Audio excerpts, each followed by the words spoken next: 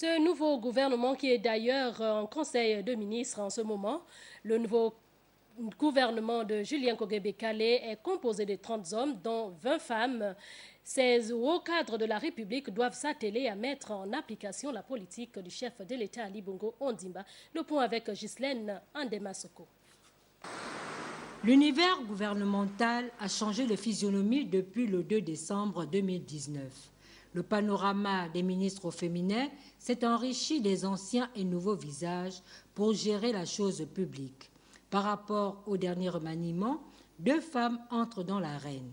Il s'agit du ministre de la Promotion des investissements, des partenariats publics-privés, chargé de l'amélioration de l'environnement des affaires, Carmen Ndao, et du ministre de la Justice, Erline Antonella Ndembe, épouse Damas.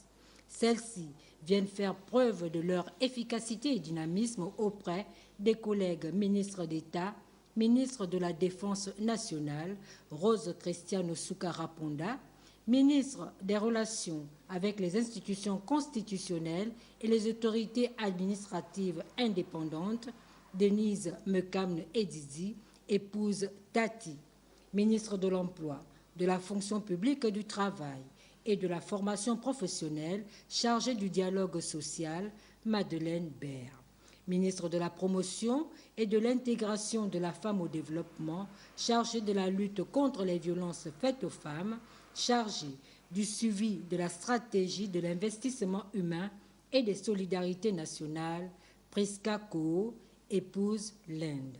Ministre délégué auprès du ministre des Affaires étrangères, Nanette Longa Makinda. Ministre délégué auprès du ministre des Transports, de l'Équipement et des Infrastructures, de l'Habitat, Françoise Assungonobam. Ministre délégué auprès du ministre de l'Éducation nationale chargé de la formation civique, Yolande Nyonda, et ministre délégué auprès du ministre de l'Emploi, de la fonction publique, du travail et de la formation professionnelle chargée du dialogue social, Gisèle Akogé, épouse Ntutu Messon. Toutes entourées des hommes doivent mettre en pratique la vision du président de la République, Ali Bongo Ondimba. Bien qu'ayant des postes clés dans le gouvernement, ces femmes, tout comme ces hommes, devraient faire preuve de patriotisme vis-à-vis de la population.